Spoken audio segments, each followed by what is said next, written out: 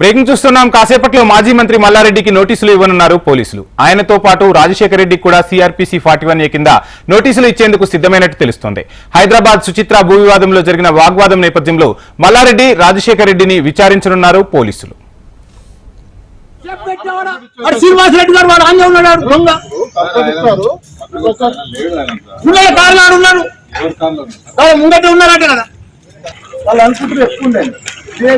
వాళ్ళది 4 ఎకరాలు 26 గుంటలు రోడ్ అవుతారు మిలిటరీలో పోయింది ఎప్పుడో. అది దొంగ భూమి. అది నేను చెప్తున్నా కదా నీకు. వాళ్ళ భూమి కూడా నాకు తెలుసు కదా.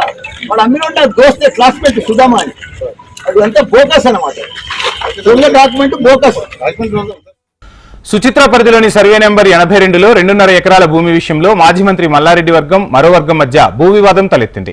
అందులో 1.11 ఎకరాల భూమి తమదంటూ మల్లారెడ్డి ఆయన అల్లుడు రాజశేఖర రెడ్డితో మరో వర్గం వాగ్వాదానికి దిగింది. ఈ నేపథ్యంలో మల్లారెడ్డిని ఇప్పటికే ఫేట్ బషీరాబాద్ పోలీసులు అదుపులోకి తీసుకున్నారు.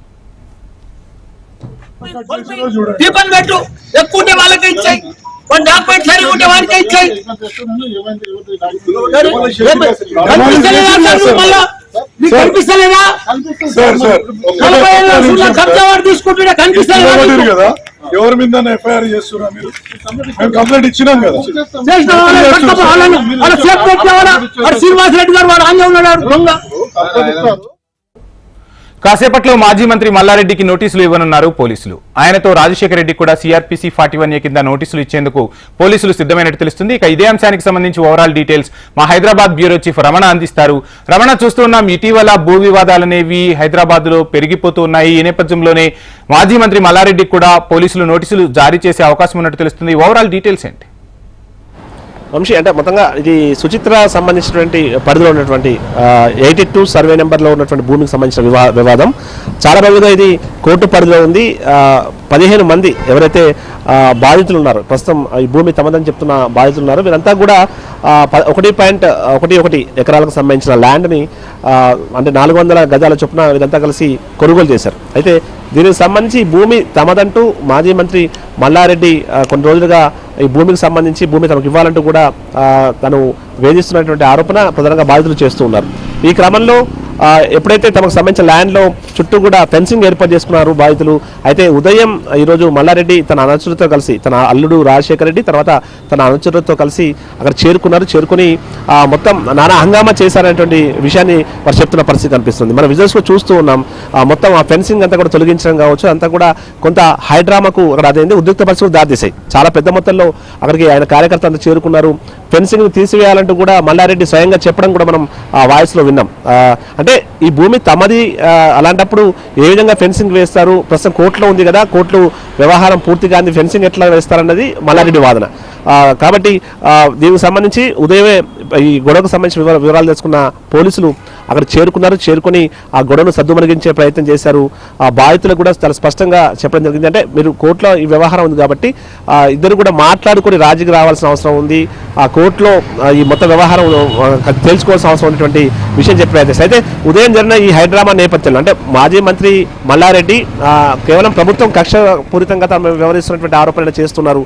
ఆ బాధితుల పక్షాన పోలీసులు వ్యవహరిస్తున్నారు. అంటే బాధితులనే వాడరాదు, ఎందుకంటే ఈ భూమి ఖచ్చితంగా మాదే అనేటువంటి ఏదైతే వాదన ప్రధానంగా మల్లారెడ్డి చేస్తున్న పరిస్థితి కనిపిస్తుంది.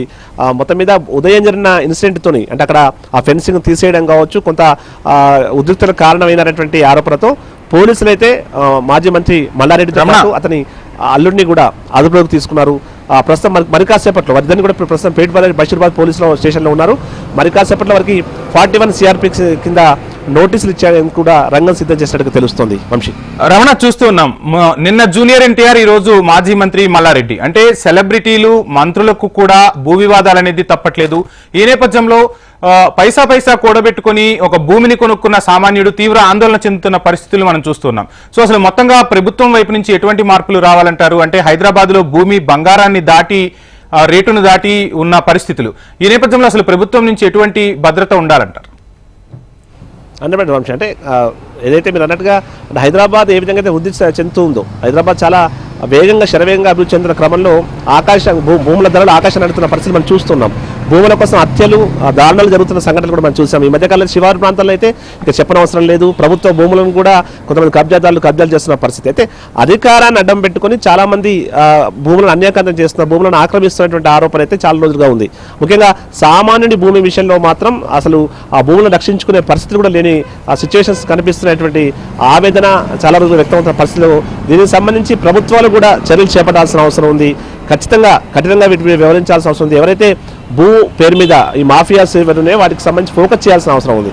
ముఖ్యంగా దీనిలో ప్రభుత్వ అధికారుల భాగస్వామ్యం కూడా లేకపోలేదు. ఎందుకంటే ఇద్దరు కలిస్తే కానీ ఎందుకంటే పత్రాలు ఫోర్జరీ పత్రాలు సృష్టించి వారికి అనుమతులు ఇచ్చినప్పుడు ఇలాంటి ఇన్సిడెంట్ జరుగుతూ ఉంటాయి. దీనికి సంబంధించి కొంత ఫోకస్ చేయాల్సిన అవసరం ఉంది. అయితే శివారు ప్రాంతాల్లోనే ఎక్కువగా ఇవి జరుగుతున్నాయి కాబట్టి వాటిపై ఫోకస్ చేయాల్సిన అవసరం ఎంతగా కనిపిస్తుంది వంశీ. Thank you Ramana.